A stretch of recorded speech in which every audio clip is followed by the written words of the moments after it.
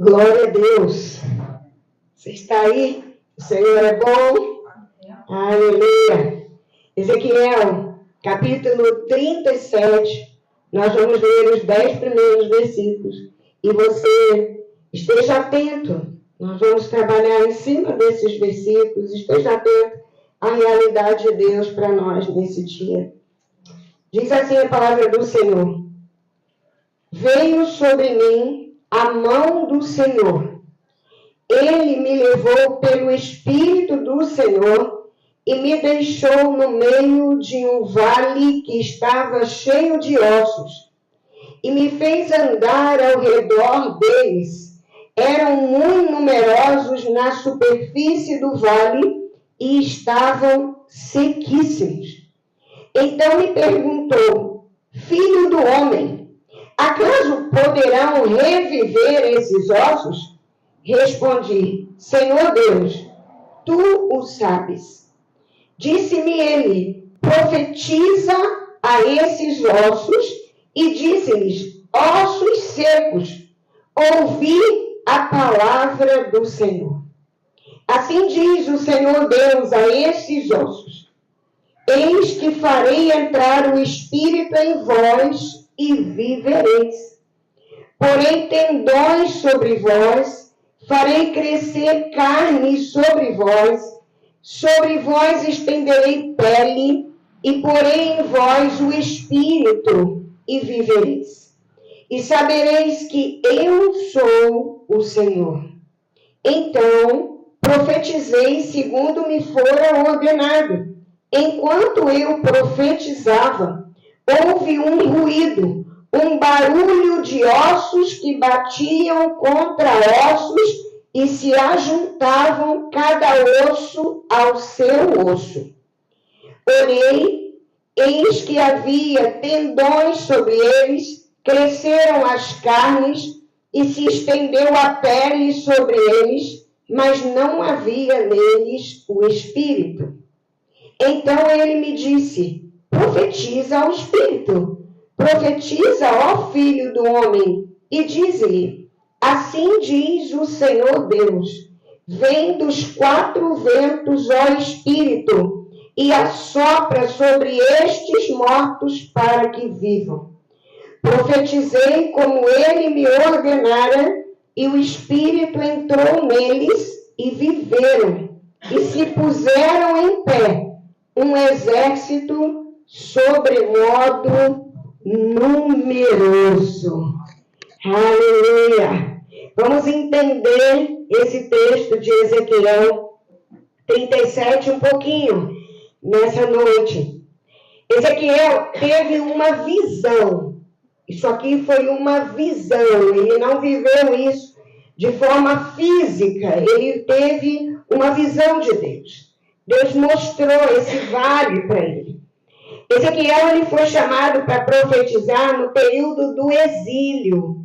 Então vamos entender um pouquinho rapidamente em 2 Crônicas o que foi o período do exílio, para a gente ficar bem na palavra mesmo. 2 Crônicas 36, nós vamos ler versos 15, 16, 20 e 21.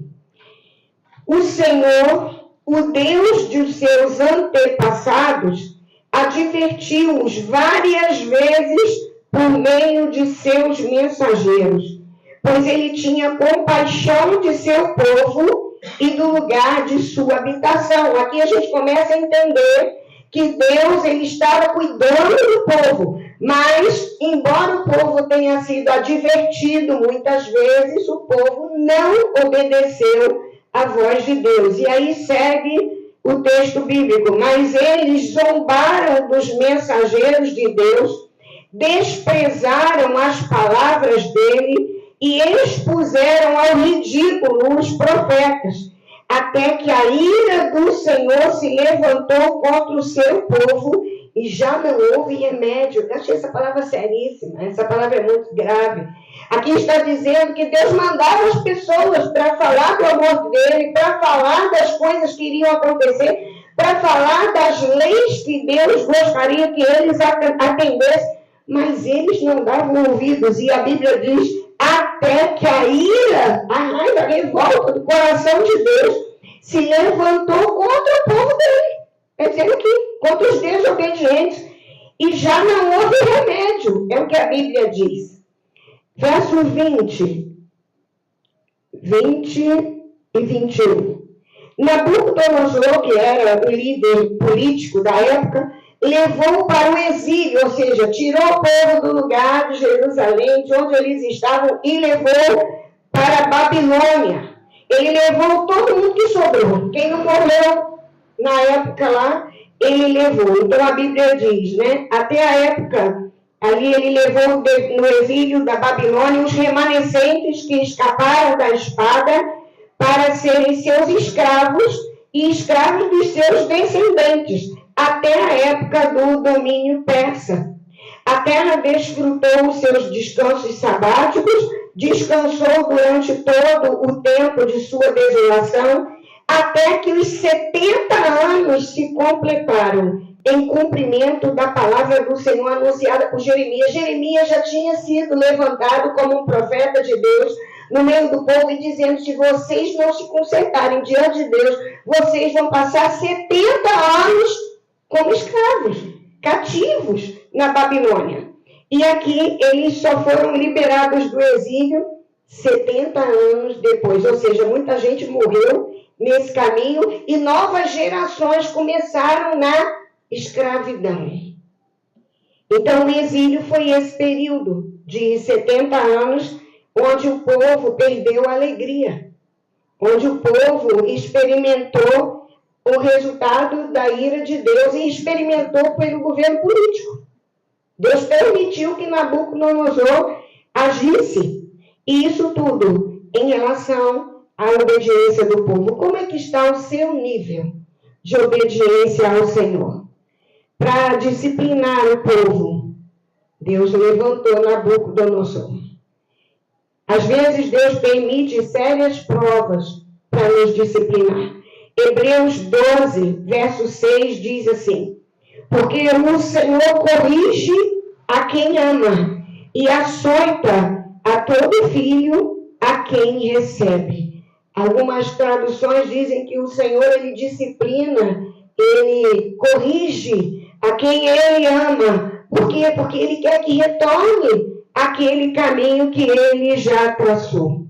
Se você já viveu algum tempo que você lembra na sua vida em desobediência às ordens do Senhor, ou quem sabe você esteja desobedecendo hoje, é tempo de você pedir perdão ao Senhor, acertar com Ele. Ezequiel 37, como eu disse, foi uma visão onde Deus mostrou a Ezequiel a condição do povo dele. O povo dele estava como um cemitério. O que Deus mostrou a ele, eu não consegui uma figura que mostrasse isso. Mas foi um cemitério a céu aberto, sem cola nenhuma. Já imaginou-se? Os esqueletos todos misturados, jogados, aquilo tudo seco, era cabeça de um para um lado, cabeça do outro lado.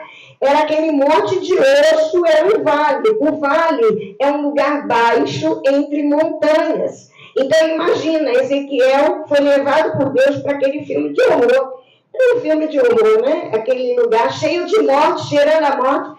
E a Bíblia diz que os ossos eram sequíssimos. Mas a Bíblia diz que a mão do Senhor estava com ele. Aqui nós precisamos entender e lembrar primeiro quais são os vales que nós já atravessamos. O vale para nós é momento de perda, momento de tristeza, momento de escassez, momento de falta de saúde, momento de problema conjugal, momento difícil em família, com os filhos, desafios, financeiramente falando, momentos em que a angústia toma conta de nós, e isso a gente pode chamar como um período de vale, um vale difícil.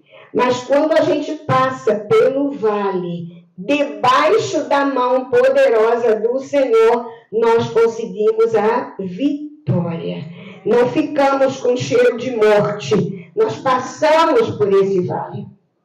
Quais os vales que você passou e quem sabe hoje você esteja passando por algum momento mais difícil?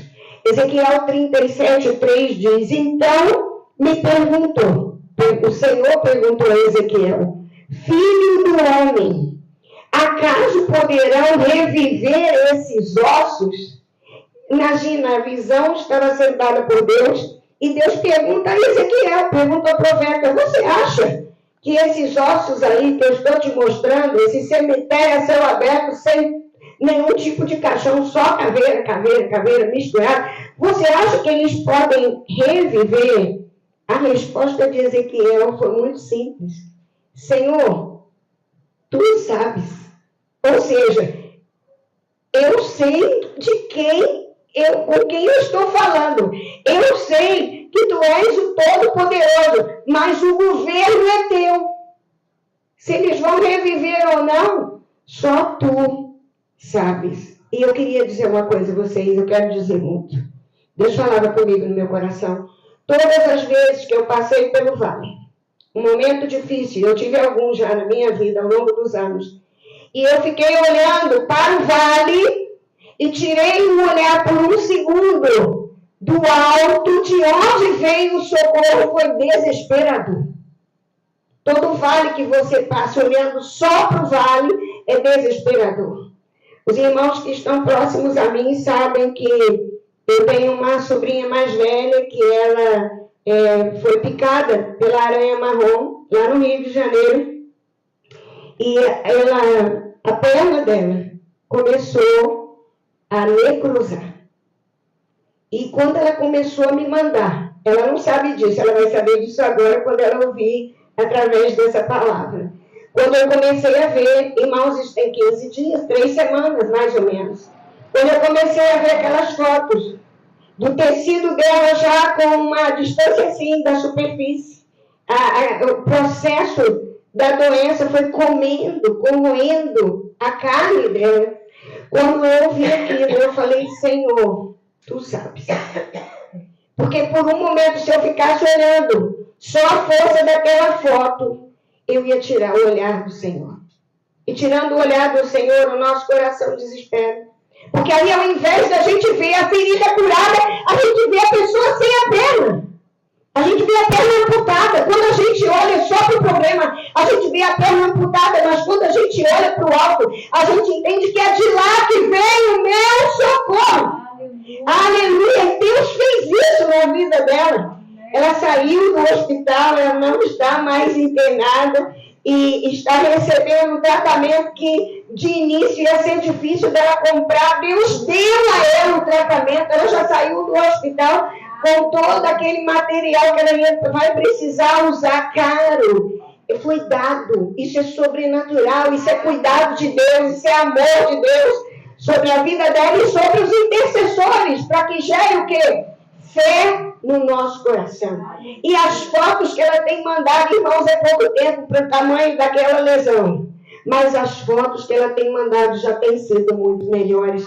Louvado seja o nome do Senhor. Vamos profetizar que um tecido novo venha e que ali seja assinada a vitória dela em nome de Jesus. Qual a cena difícil? Qual é a lesão? Qual é o vale difícil? Qual é a circunstância difícil que você está passando? Olhe para o alto.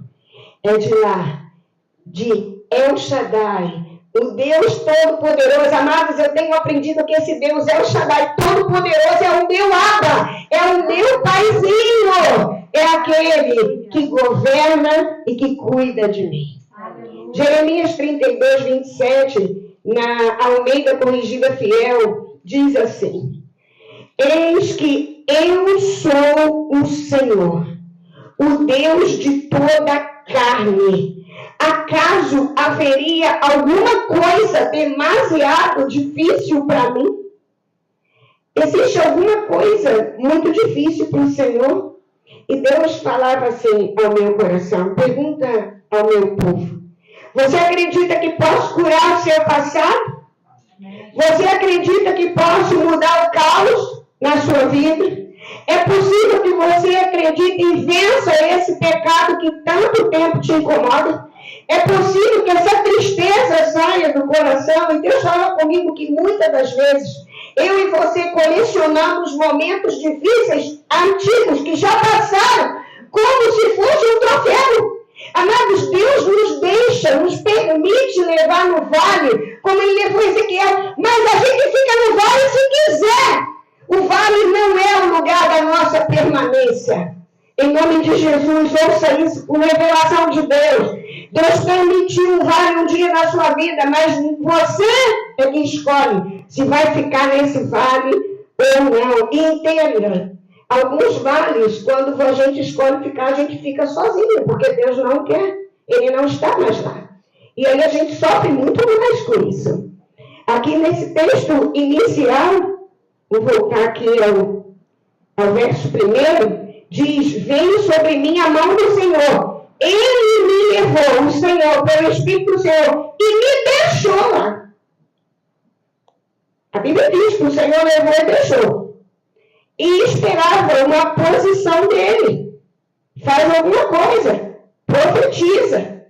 E ele, na verdade, só profetizou depois que o Senhor mandou. Às vezes falta em nós, queridos, em mim e você, atitude, iniciativa, para que as coisas mudem no mundo espiritual. Deus é soberano? Sim. Ele faz como quer? Sim. Ele é Senhor? Sim. Qual é o nosso papel? Filho do homem, faz alguma coisa. Filha, faça alguma coisa. Qual é o tamanho do seu Deus? Se o seu Deus é esse todo-poderoso que a Bíblia diz, é o seu Abba, hoje é tempo de você dizer: o meu vale acaba aqui. Em nome de Jesus. Ezequiel 37:4 diz: disse-me ele, profetiza a estes ossos, e diz-lhes: ossos secos, ouvi a palavra do Senhor. Gente, isso é muito louco.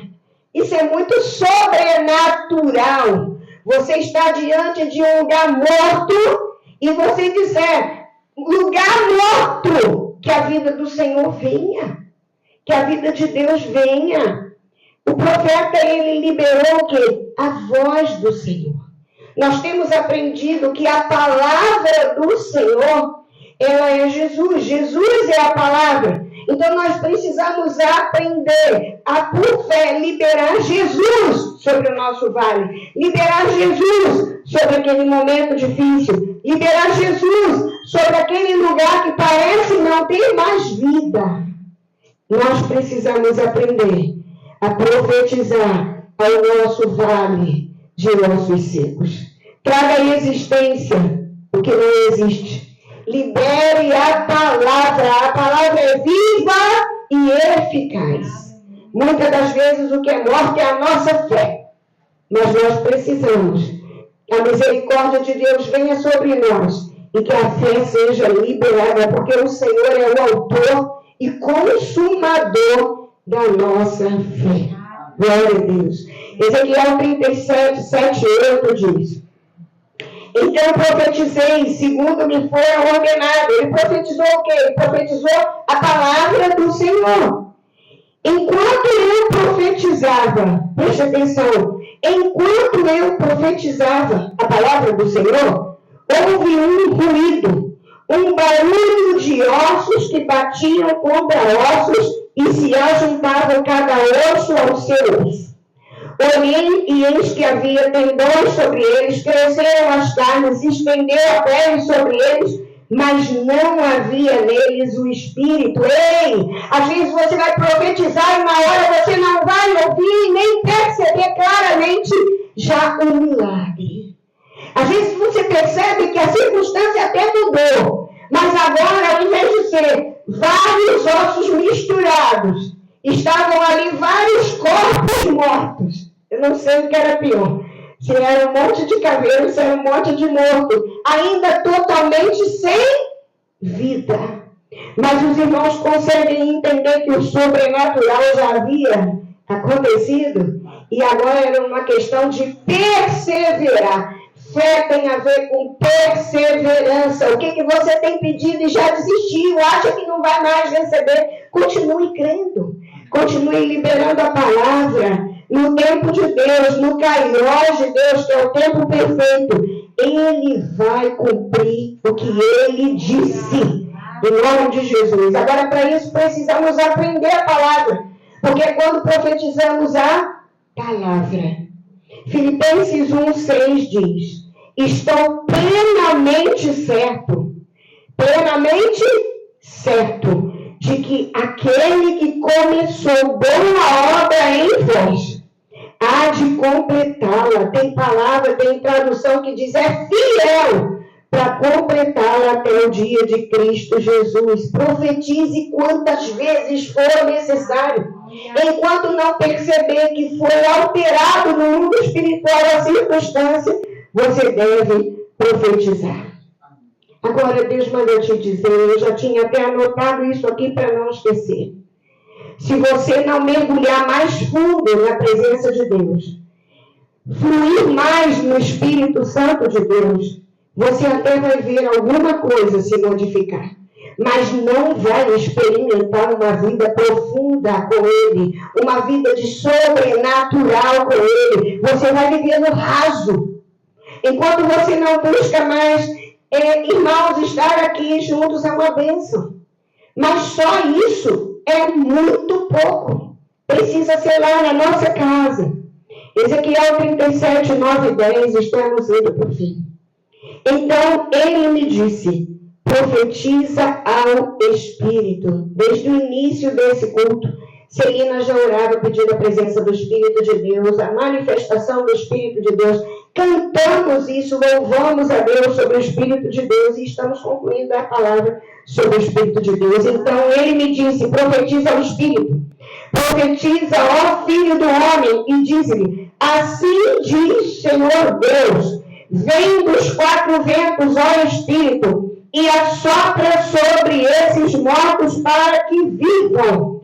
Profetizei como ele me ordenara, e o Espírito entrou neles, e viveram, e se puseram em pé um exército sobremodo numeroso. Hoje é o dia de você profetizar ao Espírito. Espírito do Senhor, sopra vida em mim. Espírito do Senhor, sopra saúde na minha casa. Espírito do Senhor, sopra prosperidade financeira nos meus negócios.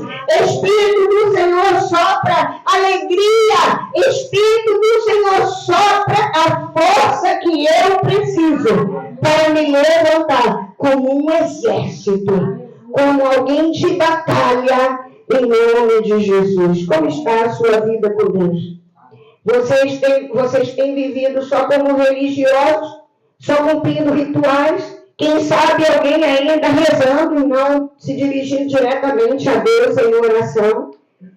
Você precisa se relacionar com o Senhor, com o seu Abba, o seu Paizinho, todos os dias. Não só como religioso, mas como alguém que quer ter contato com Deus, como eu sou filha do Abba. Abba é Paizinho, eu sou filha do meu Pai.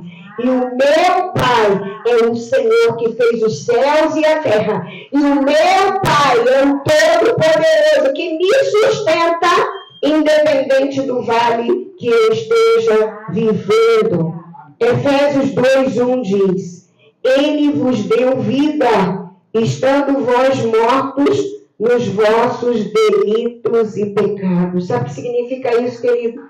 Que mesmo que a gente não esteja do jeito que Deus quer, Ele está dando tempo para nós aceitarmos. E ainda que nós estejamos nos percebendo, morrendo espiritualmente, essa situação pode mudar. O Deus da vida está aqui. Aleluia! Qual é a área da sua vida que está sequíssima? Tem alguma área na sua vida? Alguns é a área espiritual, outros é a família, momentos difíceis, outros são a saúde. Qual é a área da sua vida que precisa ser profetizado a vida de Deus? O Espírito de Deus sopra nessa área da minha vida, em nome de Jesus. Receba a palavra, libere a palavra e lembre, Jesus é a palavra. Deus está levantando um exército aqui pela fé. Você crê?